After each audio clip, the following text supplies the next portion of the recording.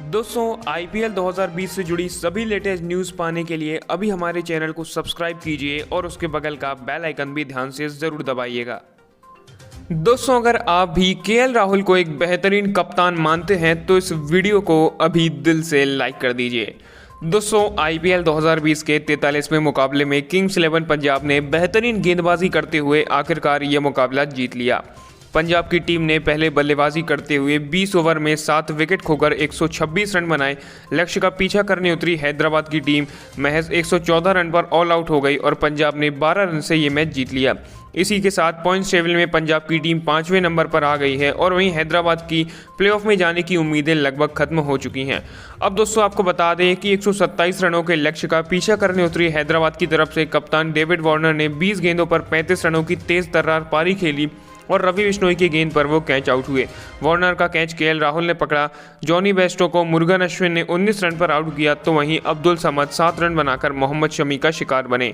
इसके बाद मनीष पांडे 15 रन बनाकर क्रिस जॉर्डन की गेंद पर आउट हुए। अर्शदीप सिंह की गेंद पर विजय शंकर 26 रन बनाकर आउट किए और उनका कैच कप्तान केएल राहुल ने पकड़ा। यहां से हैदराबाद के विकेटों का बिखरना शुरू हुआ और एक के बाद एक 5 विकेट गिर गए। इस दौरान महज 2 रन आए और 112 रन के स्कोर तक हैदराबाद के 5 विकेट गिरे थे। क्रिस जॉर्डन ने 18.3 ओवर में जेसन होल्डर को और फिर अगली ही गेंद पर राशिद खान को आउट किया। फिर दोस्तों एक वक्त ऐसा आया जब हैदराबाद को जीत के लिए आखिरी ओवर में 14 रनों की ज़रूरत थी। पंजाब की तरफ से आखिरी ओवर डालने आए तेज गेंदबाज अर्शदीप सिंह। ओवर की पहली गेंद जैसे ही अर्शदीप ने क्रीज पर खड़े प्रियम गर्ग को डाली, उस पर 1 रन आया। इसके बाद दूसरी गेंद पर संदीप शर्मा ने एक बड़ा शॉट मारा लेकिन वो भी कैच आउट हो गए। इसी तरह से अब जीत के लिए आखिरी 4 गेंदों में 13 रनों की ज़रूरत थी कि तभी तीसरी गेंद पर प्रियम गर्ग बड़ा शॉट मारने की कोशिश में आउट हुए। इसी तरह से वो भी फेल हुए और उनका कैच क्रिस जॉर्डन ने पकड़ा। इसी तरह से हैदराबाद की जीत की उम्मीदें भी पूरी तरह से खत्म हो गई। अर्शदीप सिंह लगातार 2 विकेट ले चुके थे और इसके बाद ओवर की 5वीं गेंद पर खलील अहमद भी रन आउट हुए और इसी तरह से इस ओवर में मात्र 1 रन आया और पंजाब ने यह मुकाबला 12 रनों से जीत लिया। दोस्तों एक वक्त ऐसा लग रहा था कि हैदराबाद आसानी से ये मुकाबला जीत जाएगा, लेकिन फिर आखिरी के 3 ओवर में हैदराबाद के 6 महत्वपूर्ण विकेट गिरे और वहीं से पूरा का पूरा मैच पलट गया। पंजाब की तरफ से क्रिस जॉर्डन और अर्शदीप सिंह के नाम 3-3 विकेट रहे। इसके अलावा मोहम्मद शमी, मुरुगन अश्विन और रवि बिश्नोई के नाम भी 1-1 विकेट रहा। ऐसे में दोस्तों आपको इस मैच में पंजाब की तरफ से केएल राहुल की कप्तानी कैसी लगी, हमें नीचे कमेंट करके ध्यान से ज़रूर बताइएगा।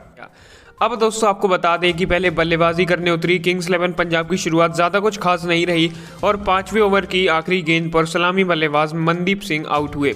अपनी पारी में उन्होंने 14 गेंदों का सामना करते हुए 17 रन बनाए जिसमें 1 चौका शामिल था।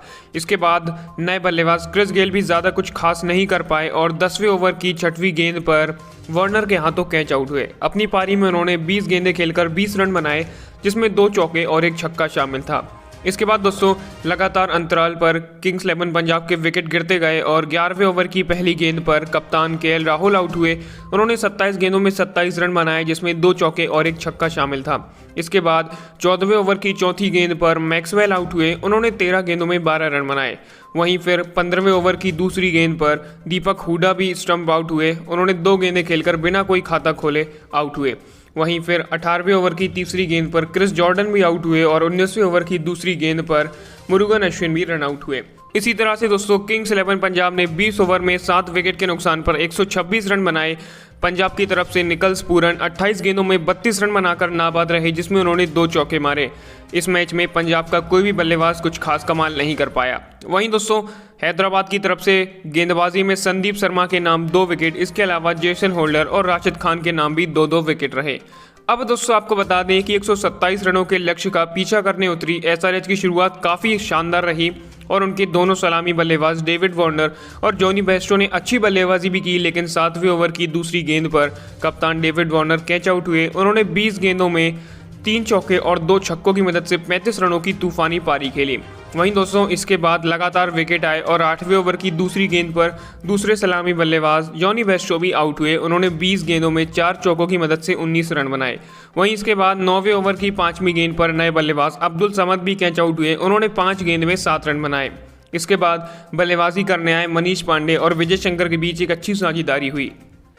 ऐसे में दोस्तों आपको इस मैच में यहाँ पर राशिद खान की गेंदबाजी कैसी लगी? उन्होंने 4 ओवर में मात्र 14 रन देकर 2 विकेट लिए। ऐसे में कमेंट में हमें बताइए कि आपको इस मैच में उनकी गेंदबाजी कैसी लगी। दोस्तों अगर आप भी नीतीश राणा को एक बेहतरीन बल्लेबाज मानते हैं तो इस वीडियो को अभी दिल से लाइक कर दीजिए।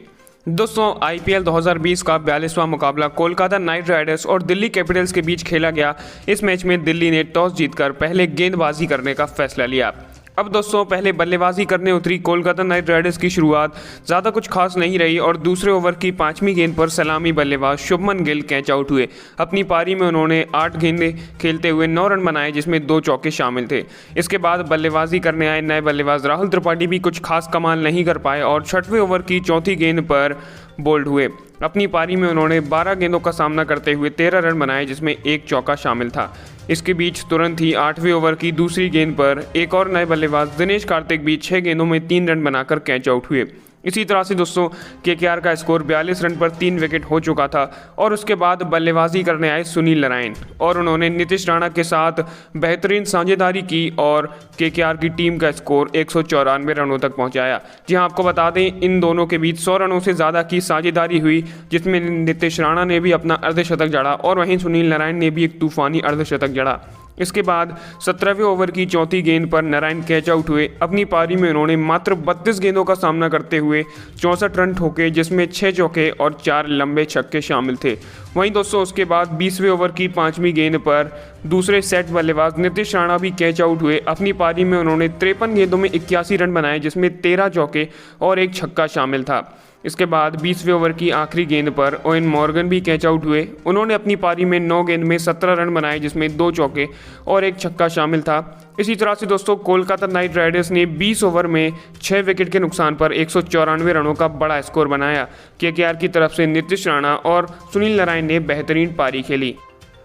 अब दोस्तों आपको बता दें कि 195 रनों के लक्ष्य का पीछा करने उतरी दिल्ली कैपिटल्स की शुरुआत बहुत ही खराब रही और पहले ही ओवर की पहली गेंद पर सलामी बल्लेबाज अजिंक्य रहाणे LBW आउट हुए। वो 1 गेंद में 0 रन बनाकर आउट हुए। इसके बाद तीसरे ओवर की तीसरी गेंद पर दूसरे सलामी बल्लेबाज शिखर धवन भी बोल्ड हुए। अपनी पारी में उन्होंने 6 गेंदों का सामना करते हुए 6 रन बनाए जिसमें 1 चौका शामिल था। वहीं इसके बाद ऋषभ पंत ने मिलकर श्रेयस अय्यर के साथ एक अच्छी साझेदारी जरूर बनाई लेकिन 12वें ओवर की दूसरी गेंद पर ऋषभ पंत भी आउट हुए। अपनी पारी में उन्होंने 33 गेंदों का सामना करते हुए 27 रन बनाए जिसमें 2 चौके और 1 छक्का शामिल था। वहीं इसके बाद 14वें ओवर की दूसरी गेंद पर नए बल्लेबाज सिमरन हेटमायर भी कैच आउट हुए। अपनी पारी में उन्होंने 5 गेंद में 10 रन बनाए जिसमें 1 छक्का शामिल था। वहीं दोस्तों इसके बाद से लगातार दिल्ली कैपिटल्स के विकेट गिरते गए और तुरंत ही 14वें ओवर की तीसरी गेंद पर कप्तान श्रेयस अय्यर भी कैच आउट हुए। उन्होंने 38 गेंदों में 47 रन बनाए जिसमें 5 चौके शामिल थे और वहीं उसके बाद 16वें ओवर की पहली गेंद पर नए बल्लेबाज मार्कस स्टोइनिस भी कैच आउट हुए। इसी तरह से दोस्तों दिल्ली कैपिटल्स का स्कोर 110 रन पर 6 विकेट हो चुका था। ऐसे में दोस्तों आपको इस मैच में KKR की तरफ से यहाँ पर सुनील नारायण और नीतीश राणा की बल्लेबाजी कैसी लगी हमें नीचे कमेंट करके ध्यान से ज़रूर बताइएगा। फिलहाल इस वीडियो में इतना ही है। IPL 2020 से जुड़ी सभी लेटेस्ट न्यूज़ पाने के लिए अभी हमारे चैनल को सब्सक्राइब कीजिए और उसके बगल का बेल आइकन भी ध्यान से ज़रूर दबाइएगा जिससे कि मैं जो भी नई वीडियोस डालूंगा तो उसका नोटिफिकेशन सबसे पहले आप तक